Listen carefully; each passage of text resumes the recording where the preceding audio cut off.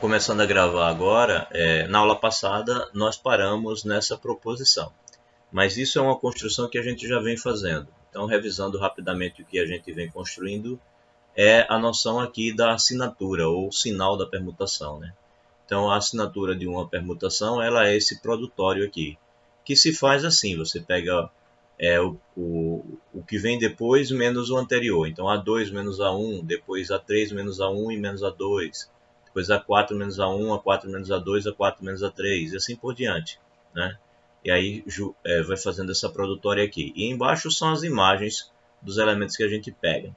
Então, por exemplo, aqui é o A2 menos A1, depois o A3 menos A1 e o A3 menos A2. É o que tem aqui, ó. A2 menos A1, A3 menos A1 e A3 menos A2. E embaixo, bem, o 2 vai para o 3, né? Então é 3 aqui, 1 vai para o 2, então é o 2 aqui. Então é só pegar as imagens e fazer a parte de baixo. E aí fez esse produtório e deu 1 aqui. Então a gente calculou aqui a assinatura dessa permutação tal, ou pode chamar também de sinal da permutação. Assinatura ou sinal. Então, a assinatura de uma transposição é menos 1. A gente provou isso. A gente pegou uma transposição qualquer, aí disse que sem perda de generalidade iria movimentar só os dois primeiros, deixaria o restante fixo. E aí a gente vê que A2 menos A1 e A1 menos A2, quando você faz a divisão, isso dá menos 1.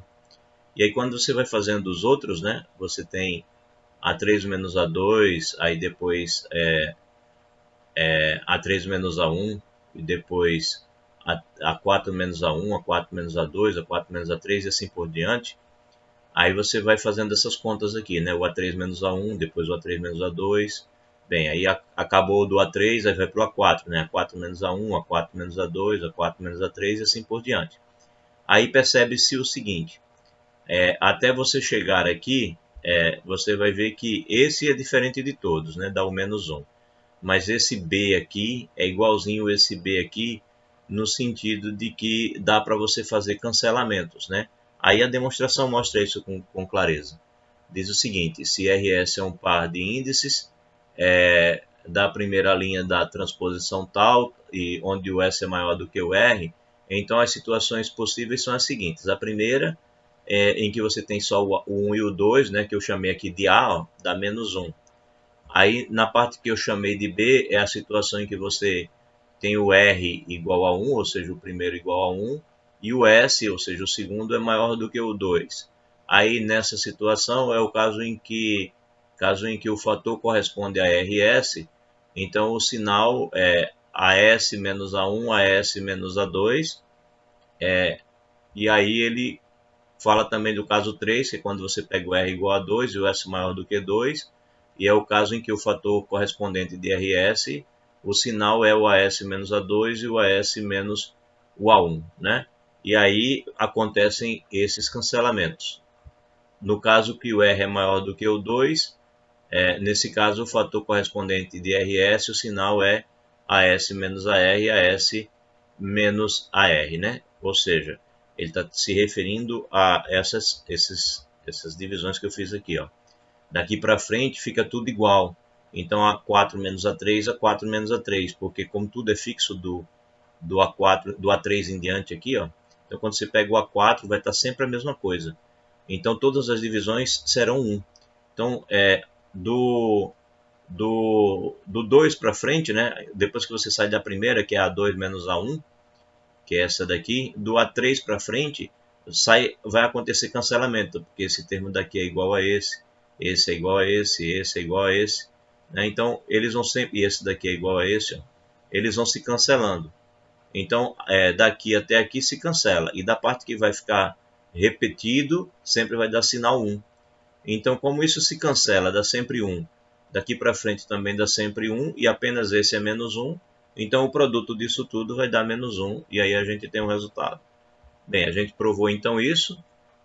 Repetindo, é bom lembrar qual é o resultado, né? O resultado é que a assinatura de uma transposição é sempre aquele que é um parzinho assim, né?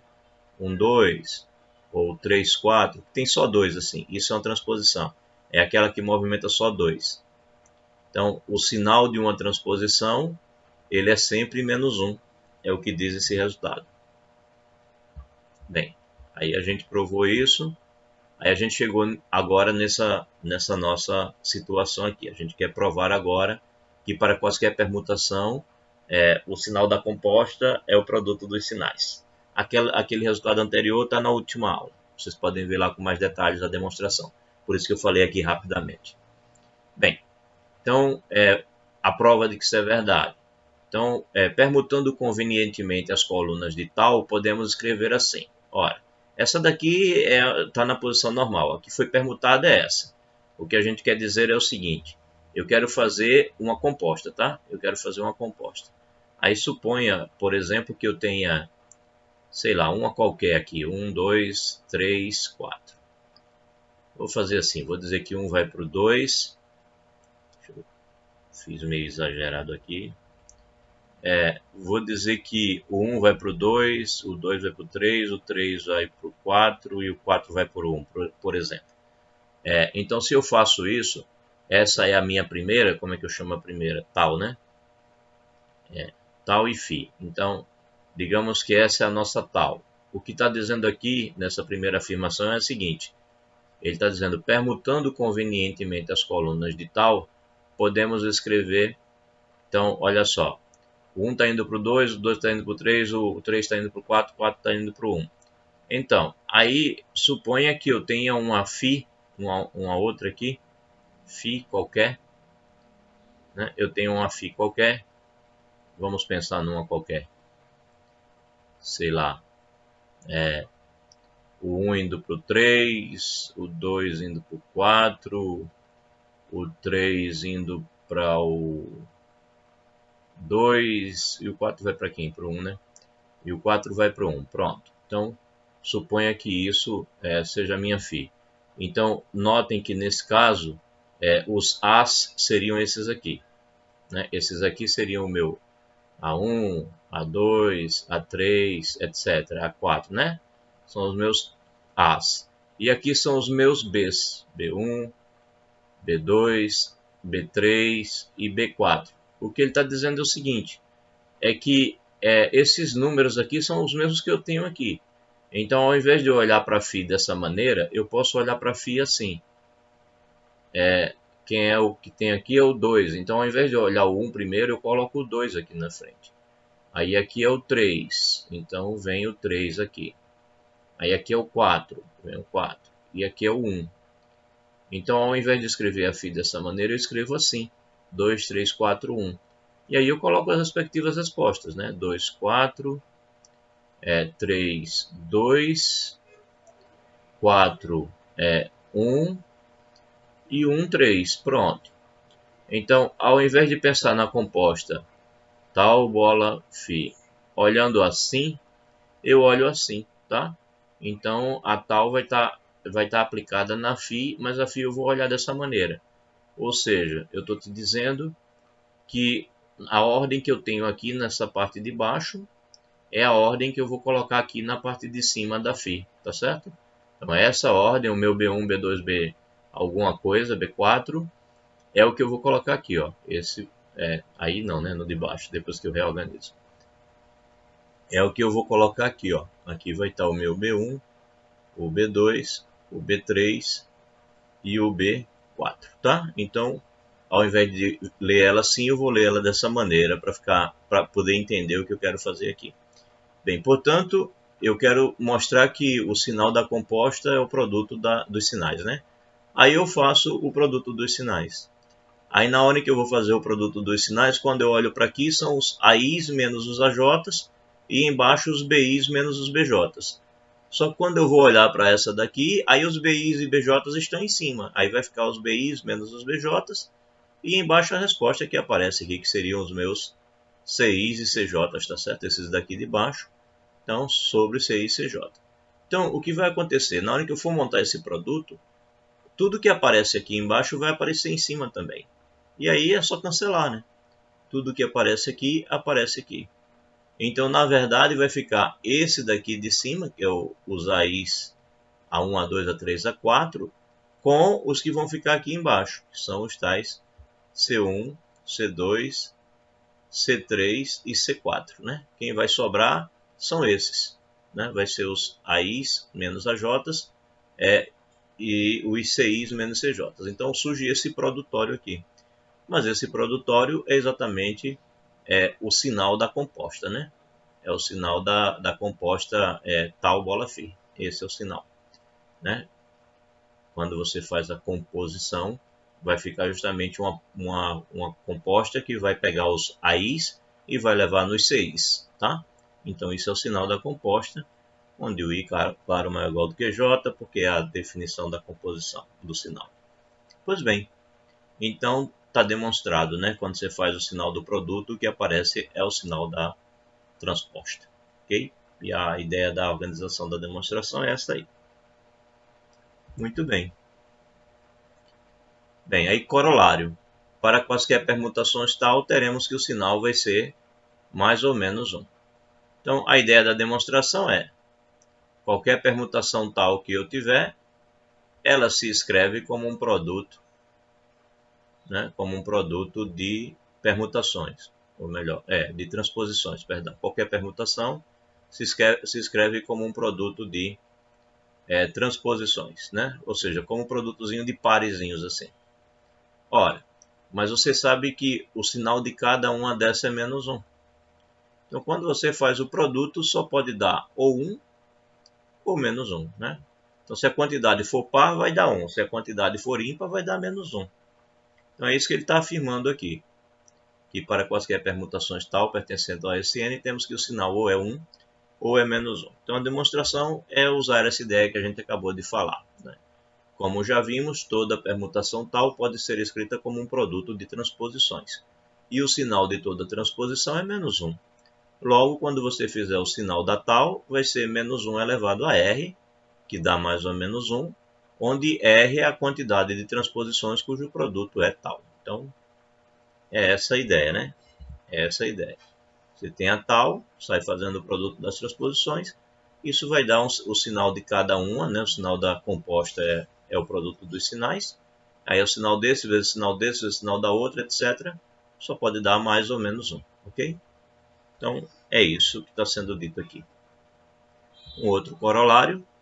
Para quaisquer permutações tal pertencente ao SN, temos que o sinal da inversa é o inverso do sinal da permutação, que vai ser mais ou menos 1, né? Porque o inverso de 1 é 1, o inverso de menos 1 é menos 1 também. Então, na verdade, esses sinais serão sempre iguais.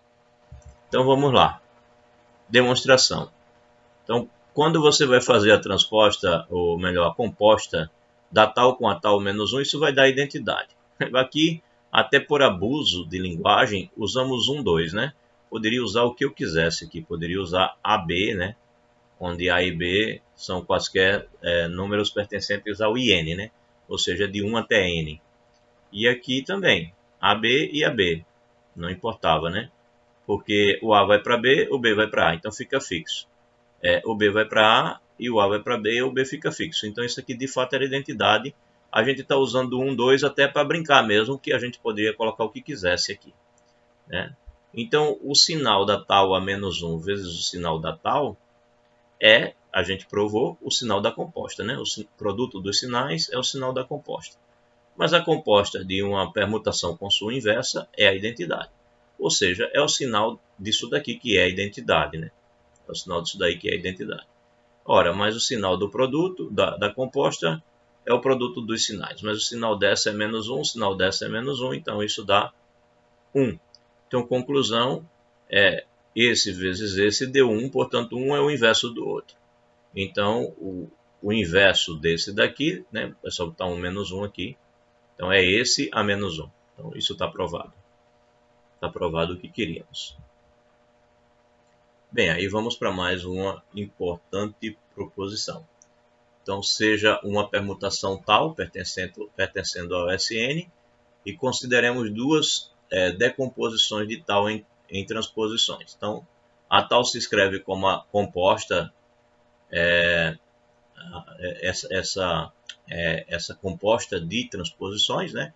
Tudo isso daqui são parezinhos, tá? Todos eles são do tipo assim, AB, né? AB, CD, etc. Tá? Cada um desses daqui são parezinhos, tanto esses sigmas como esses como é que isso aqui é row, né? Como esses rows, não sei o nome dessa letra, acho que row sim. Então, tanto esses sigmas como esses rows são pares dessa forma. Eu estou dizendo que a tal, ela tanto pode se decompor dessa maneira, com R parezinhos, como eu posso decompor dessa maneira com S parezinhos. Entendido até agora?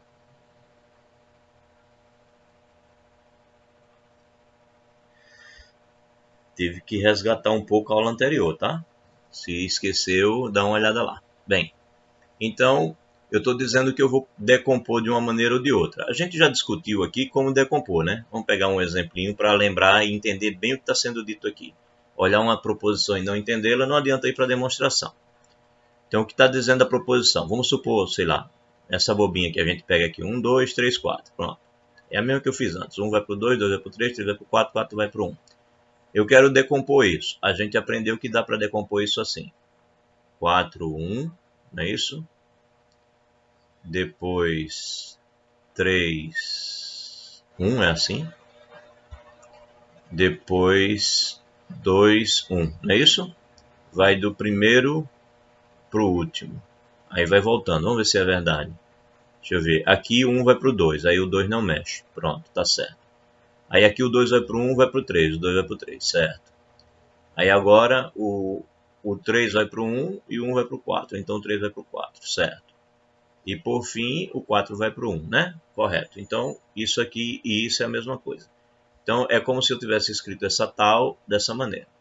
Então estou te dizendo que se eu quiser escrever essa tal, a mesma tal, com a outra decomposição, e eu sempre posso fazer isso, a gente mostrou aqui que eu posso fazer coisas do tipo identidade, né? Então eu posso fazer, eu tenho aqui 2, 1, né?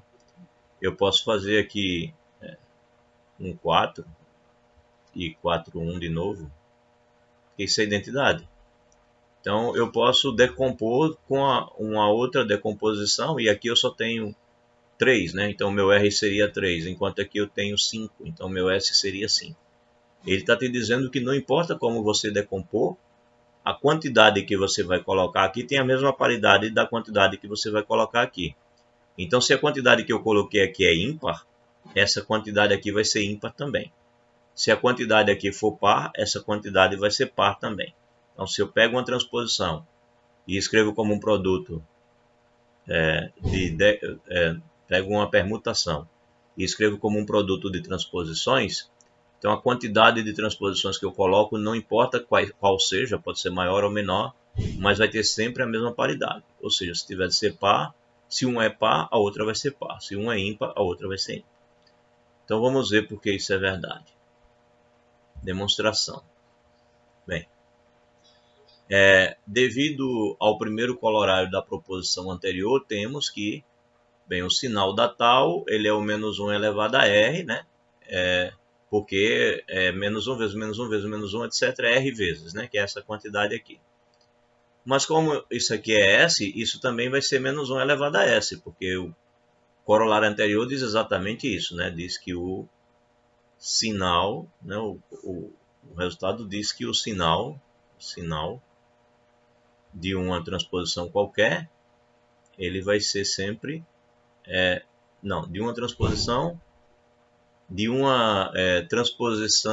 ele vai ser menos 1, né? Se tal for uma transposição, ele vai ser menos 1. E se for uma permutação qualquer, então você vai aqui decompor num produto de transposições, e aí R transposições, então o sinal vai ser, né, o produto de cada sinal desse, então vai ser menos 1 elevado a R, né? Foi isso que a gente viu antes. Ora, mas se isso vale para qualquer quantidade, então tanto vai valer para o R como vai valer para o S, ok? Então é isso que ele está afirmando aqui. Está te dizendo que o sinal da tal vai ser menos 1 elevado a R, mas também vai ser menos 1 elevado a S. Bem, mas se essas coisas vão ser iguais, se esse daqui der 1, esse daqui tem que dar 1. Se esse daqui der menos 1, esse daqui vai dar menos 1. Ora, mas se esse der 1, é porque o R é par. E aí, para esse dar 1, o S vai ter que ser par. Se esse der menos 1, é porque o R é ímpar. Então, para esse dar menos 1, o S vai ter que ser ímpar também. Logo, R é par, respectivamente ímpar, né? Se não for par, vai ser ímpar. Então, S também é par no caso do RC par e também é ímpar no caso do RC ímpar, ok? Então, a paridade se mantém. E aí, por fim, uma permutação tal, pertencendo ao SN, é chamada par ou ímpar, conforme possa ser expressa como um produto de um número par ou ímpar de transposições, respectivamente. Em outras palavras, conforme sua assinatura. Seu sinal é 1 ou menos 1. Então, conforme sua assinatura, seu sinal é 1 ou menos 1.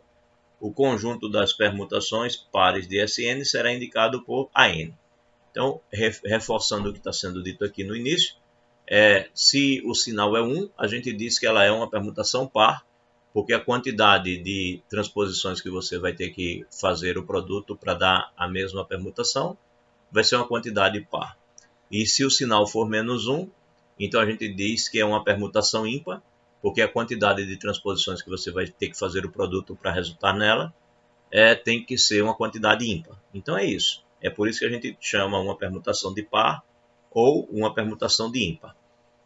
Um detalhe interessante é que quando você olha para um ciclo, ou seja, quando você pega algo assim, que a gente chama de ciclo, é isso aqui, né?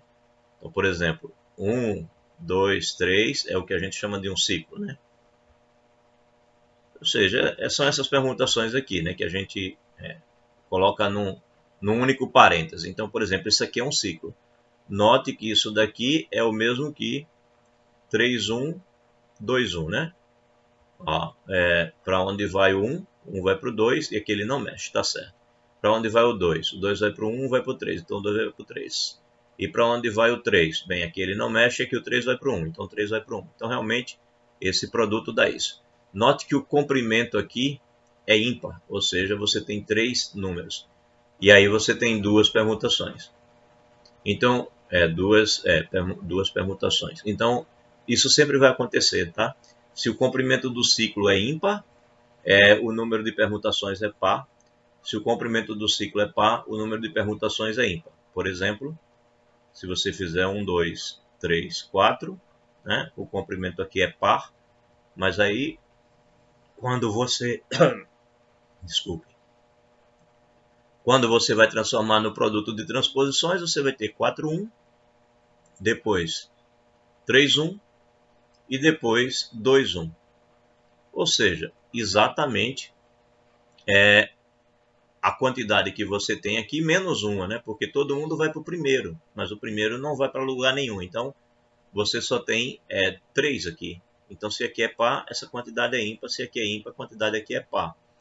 Vamos ver se é verdade, né? Sempre é bom confirmar. Para onde vai o 1? 1 vai para o 2 e não vai para lugar nenhum aqui, então tá certo. Para onde vai o 2? O 2 vai para o 1 e o 1 vai para o 3, então o 2 vai para o 3, tá certo. Para onde vai o 3? Não mexe aqui, aqui vai para o 1 e aqui vai para o 4. Então o 3 vai para o 4, beleza. E para onde vai o 4? Não mexe nas duas primeiras e mexe na última, vai para o 1. Tá certo, né? Então veja, se aqui é uma quantidade par, aqui é uma quantidade ímpar. Se aqui é uma quantidade ímpar, aqui é uma quantidade par. E aí, por fim, ele faz uma observação interessante aqui, dizendo que o conjunto das permutações pares de Sn será indicado por AN. Tá? Olha, esse conjunto é importantíssimo. Tá certo? Vamos ver um exemplinho aqui. Bem, mas primeiro tem essa proposição importante. Depois a gente vê o exemplo. Vamos ver a demonstração da proposição. O SN, o AN é importante pra caramba, tá gente? O AN, ele tem muitas utilidades, muitas aplicações, pode dar muitas informações sobre o grupo SN. Então, conhecer o AN é importante. Portanto, depois a gente vai ver exemplos, ver exercícios que colocam o AN em evidência. Tá? Então, vamos entender o AN. Bem, eu acho que, apesar de que o exemplo vai vir depois, mas eu acho que está carente assim do exemplo, né? Então vamos para o exemplo básico, pegar o S3 que é pequenininho, né? É pequenininho não, tem 6 elementos, mas não é tão grande.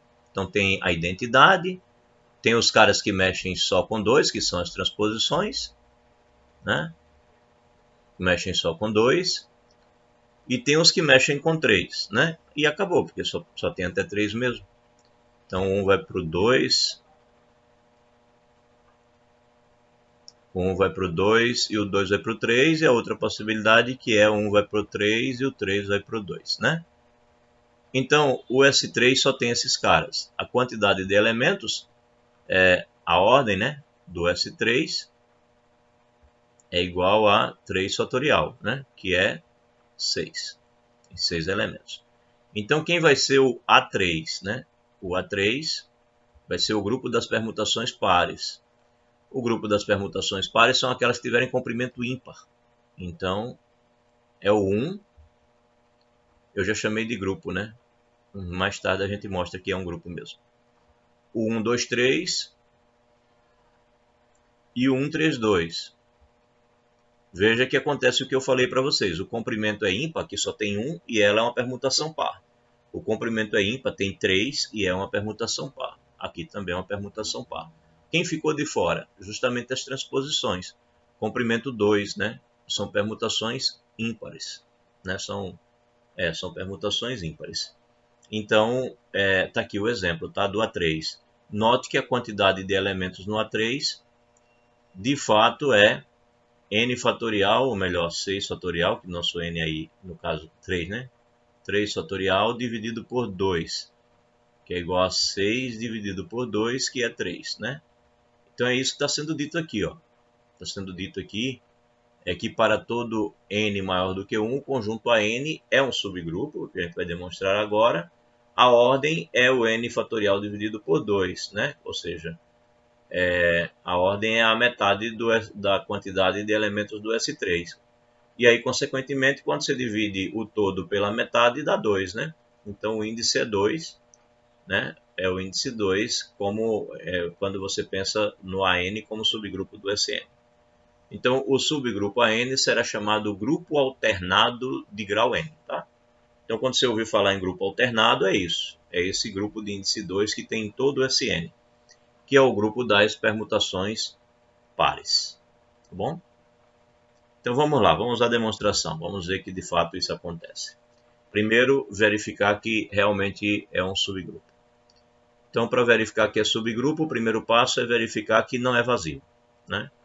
Então, observe que o AN de fato não é vazio. Por quê? Porque a identidade está lá, né? A identidade está lá. A identidade sempre pode ser escrita como produto de duas transposições. Aqui a gente está sempre usando 1, 2, né? Bem natural.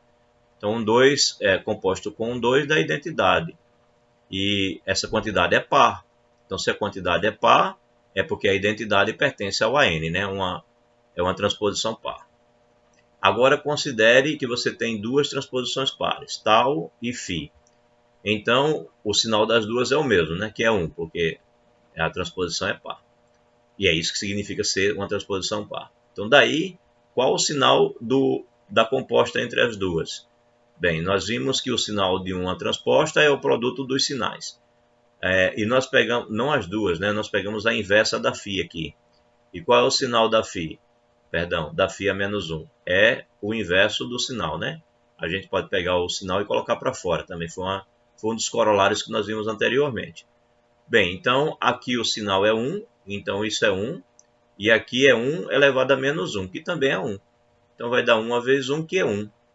Portanto, você tem que o sinal da transposta é 1. Logo, a transposta é uma permutação par.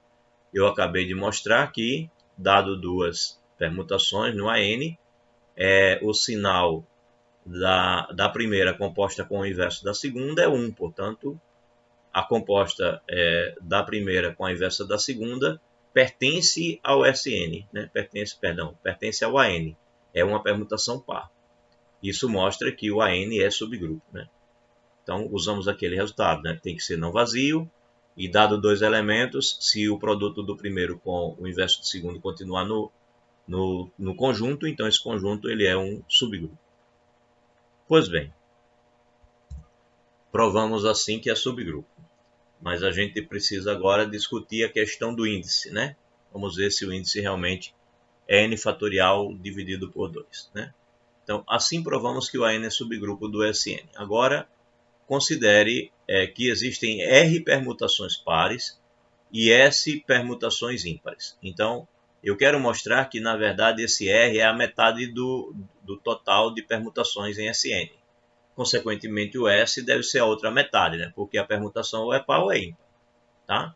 Então, estou considerando que tem R permutações pares e S permutações ímpares. Não estou dizendo que a soma das duas, que elas duas sejam iguais. Né? Não estou dizendo que elas duas, o R e o S, são iguais.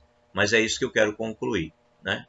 Então, temos essas R permutações pares, essas S permutações ímpares em Sn, e denotaremos, respectivamente, as R pelas essas tal, né? Tal 1, tal 2, tal R permutações, e as ímpares por essas F1, F2 até Fs.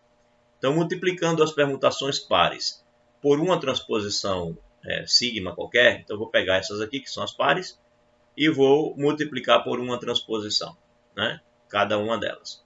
Então, lembre-se que o sinal dessa transposição aqui, ele é menos 1, né? O sinal de toda transposição é menos 1.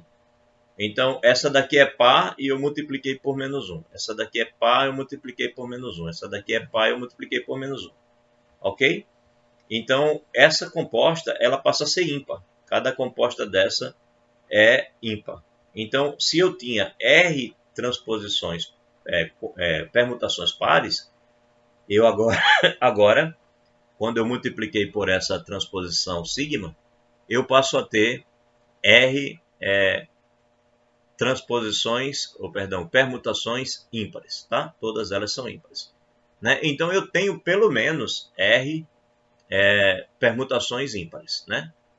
A partir do fato de que eu tenho R permutações pares, quando eu multiplico pela transposição, eu garanto que eu tenho pelo menos R permutações ímpares. Né? Então, que tem o mesmo número R de permutações.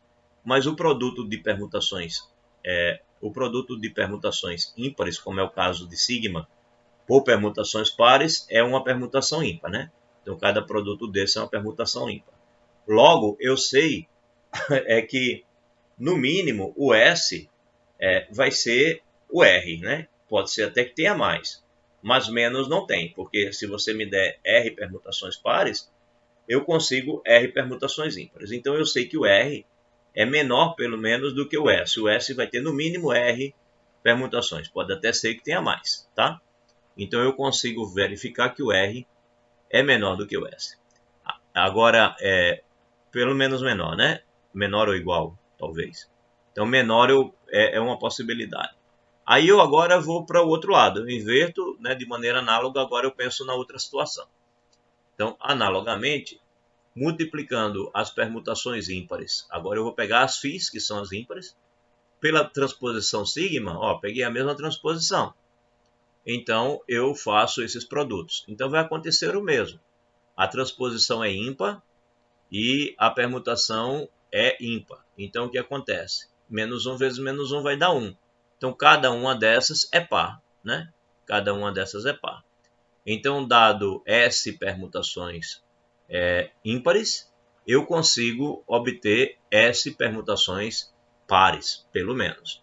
Então, eu concluo que eu tenho pelo menos S permutações pares.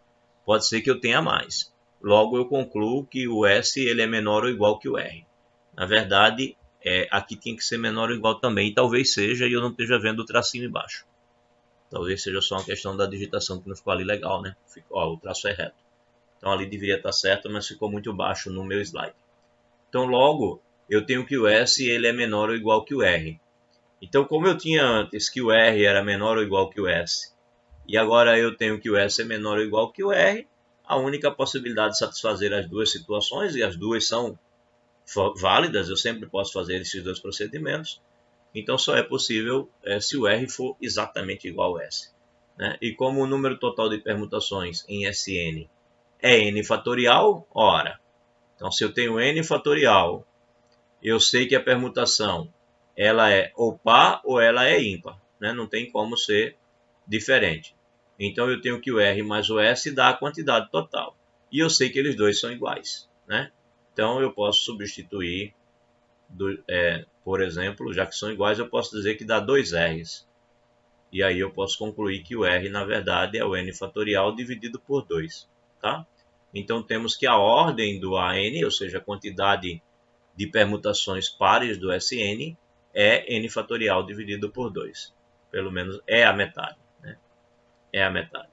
Então, consequentemente, o índice, né, se a ordem do SN é igual a N fatorial, e eu vou dividir pela ordem do AN, e a ordem do AN, ela bem, deixa eu tirar, vai ficar uma escrita esquisita, né, então para ficar com uma escrita legal, a ordem do SN é N fatorial, e a ordem do AN é N fatorial sobre 2. Aí quando você faz essa divisão, isso dá 2, né? Que é o índice desse subgrupo em relação a esse grupo. Tá? O índice é 2. Ok. E aí a gente já tem uma informação importante pelo fato do índice ser 2. Né? A informação é a seguinte. AN é um subgrupo normal de SN. Porque a gente já provou que se o índice for 2, ou seja, se um subgrupo ele tem exatamente a metade dos elementos do grupo, então ele é um subgrupo normal. Provamos isso anteriormente. Quer dizer, acho que provamos, não deixamos como exercício não. Não, provamos, acredito que provamos.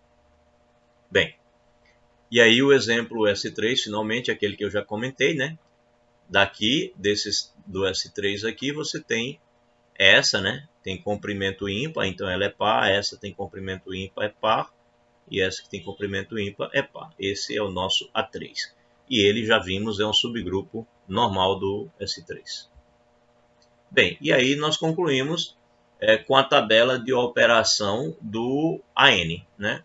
O AN, toda vez que você for fazer a sua tabela de operação, ele vai ser assim, né? Você tem que o SN sobre AN, como é de índice 2, só tem duas classes laterais. Né? Só tem duas classes laterais. O índice é 2. Isso significa dizer que só tem duas classes laterais. Uma é o próprio subgrupo, a outra é você pegar uma permutação ímpar qualquer e multiplicar os elementos dele, porque aí ímpar vezes par vai dar ímpar, não vai dar nenhum elemento dele, vai dar todos os elementos que não estão nele. Então, quando você faz o quociente, só fica isso aqui, né? O próprio grupo ou a permutação vezes os elementos do grupo, né? Que é uma permutação ímpar. Então, quando você vai fazer a tabela operatória, né? O grupo é o elemento neutro, então AN com AN dá AN, AN com φ de AN dá o φ de AN, φ de AN com AN dá o φ de AN, e aí só resta para φ de AN com φ de AN dar o próprio AN, mesmo porque φ com φ vai dar uma permutação par, e uma permutação par vezes os elementos de AN continuam no AN. Se você necessita concretizar isso, vamos pegar o nosso exemplo S3, né? O S3 lá. O nosso A3, ele tem as permutações 1, 2, 3, né? 1, 2, 3. Opa, a gente não coloca a vírgula, né? Na nossa anotação a gente faz 1, 2, 3 assim. E tem o 1, 3, 2. 1, 2, 3 e tem o 1, 3, 2. 1, 3, 2. E aí, se a gente quer uma φ, escolhe uma φ qualquer. É natural pegar 1, 2, né? Que é a primeira que a gente pensa. φ 1, 2. Aí quem seria o nosso φ A3? O nosso φ A3 é formado pelo conjunto onde eu opero isso com esses elementos. Ora, mas quando eu operar 1, 2 com a identidade, vai dar o próprio 1, 2. Aí o que acontece quando eu opero 1, 2 com a 1, 2, 3? Ó, essa é ímpar, essa é par. Então não pode dar produto de par vezes ímpar dá ímpar, né? Não, minto. Sim, produto de par vezes ímpar dá ímpar. Isso não é verdade nos números, né? Mas essa daqui, ela é ímpar e essa é par, e esse produto vai dar ímpar, tá? Não é verdade quando a gente pensa em números, né? Mas vamos lá. 1 vai para o 2, 2 vai para o 1. Então 1 fica fixo. Agora vamos ver o 2. O 2 vai para o 3, que não vai para lugar nenhum. Então o 2 vai para o 3. E por fim, o 3 vai para o 1 e o 1 vai para o 2. Então o 3 vai para o 2. Portanto, esse produto dá o 2, 3. 2, 3. E aí, quando você fizer 1, 2 com 1, 3, 2, isso vai dar, bem, o 1 vai para o 3, né? E o 3 não vai para lugar nenhum. Então 1 vai para o 3. Ok. Agora vamos olhar o 3. O 3 vai para o 2 e o 2 vai para o 1. Então o 3 vai para o 1. Eu já tinha fechado, que eu já sabia que ia fechar, né? E para mostrar que o 2 realmente não se mexe, o 2 vai para o 1 e o 1 vai para o 2. Então o 2 fica fixo. Então ela dá o 1, 3. Né? Dá 1, 3. Então, olhando para aqui, né? O nosso AN é esse aqui, é o nosso A3. A nossa φ de AN é esse aqui, o φ A3, né? Então, esse é o φ A3 e esse daqui é o A3. Então, veja que se você operar elementos do A3 com elementos do A3, né? Ou seja, se você pensar nessa tabela com o nosso A3 aí, né? Nessa nossa tabela com o A3, bem, é uma tabelinha assim, né? Só com 2. Se você pensar na tabela com o A3, então o que você está dizendo ali é o seguinte. Aqui você tem o φ do A3. E aqui você vai ter o A3. E aqui você vai ter o φ do A3. No caso, a gente pode até ser mais direto e dizer que a gente vai ter aqui o 1, 2, A3, né? 1, 2, A3, por exemplo. A gente podia ter pego qualquer outra permutação, mas pegamos 1, 2. Então, a gente vai ter aqui 1, 2, A3. Pronto. Então, se você pegar elementos do A3 e operar com elementos do A3, vai dar o próprio A3. Se você pegar elementos do A3 e operar com elementos do φ do A3, ora, não vai dar nunca elementos aqui dentro, né? Sempre vai dar aqui. É essa situação daqui, né? Você pegou 1, 2, por exemplo, e operou com 1, 2, 3, pegou 1, 2 e 1, 3, 2. A mesma coisa se você pegasse 1, 3 ou se você pegasse o 2, 3. E operasse com qualquer um desses daqui, só dá elementos aqui. Então, se você pega A3 e opera com 1, 2 de A3, isso dá 1, 2 de A3. E vice-versa. Se você pegar elementos daqui e operar com os elementos daqui, você trocar a ordem das coisas. Na verdade, foi essa a ordem que eu fiz, né, nessas contas. Mas se você fizesse na ordem contrária, isso daqui também vai dar 1, 2 de A3. 1, 2 aplicado a A3. Ok. E aí, por fim, se você operar 1, 2 A3 com 1, 2 A3, ou seja, elementos desse cara com eles mesmos, aí vai dar elementos daqui. Quer ver? Pega, sei lá. Bem, um elemento desse com ele mesmo dá identidade, né? Qualquer um deles. Um deles com ele mesmo dá identidade. Então tem que pegar de diferentes. Então pegar 1, 2, por exemplo, operado com 2, 3. Veja que o resultado vai dar aqui. Que o que vai acontecer bem, vamos ver para onde vai o 2, né? Perdão, para onde vai o 1. O 1 não vai para lugar nenhum aqui, aqui ele vai para o 2. Então o 1 vai para o 2. Agora vamos ver para onde vai o 2. Ó. O 2 vai para o 3 e aqui não vai para lugar nenhum. Então o 2 vai para o 3. E para fechar, vamos ver que o 3 realmente vai para o 1. O 3 vai para o 2, 2 vai para o 1. Então, o 3 vai para o 1. Ora, então, o produto desses dois aqui, por exemplo, dá esse. Então, de fato, se você fizer o produto de quaisquer dois desses, né, são 6 produtos, né, que é uma combinação de 3 elementos 2 a 2. Então, se você fizer todos os produtos que você tem que fazer aí, vai dar sempre elementos aqui. Então, operando esse conjunto com esse conjunto, vai dar o A3. Então, de fato, é essa situação que ele descreve aqui. Ele está te dizendo que essa situação não é particular, ela é geral. Isso vai acontecer para qualquer AN que você pensar, tá? Vai sempre funcionar. Por grande que seja, aqui só tem 3, né? Mas você pegar um com o tamanho que você quiser, isso sempre vai acontecer. A tabela da operação é sempre essa, tá bom? Bem, isso conclui as nossas pretensões sobre grupos a nível de uma licenciatura, tá certo? Não se quer muito mais que isso por enquanto. Dá para se expandir muito mais coisa, tem muito mais coisa para ser estudado em teoria dos grupos. Ainda é uma teoria viva, com resultados ainda sendo descobertos, né, resultados em aberto aí que estão bem relacionados. E teoria dos grupos é fundamental para várias outras áreas, tanto na matemática, para coisas na geometria, na análise, etc. Nos estudos das EDPs aparecem grupos, né, vários sobre soluções de EDPs, né, simetria de grupos, entre outras coisas. Então, grupos é uma teoria que é viva e mora tanto na matemática em geral como mora nas aplicações, tá?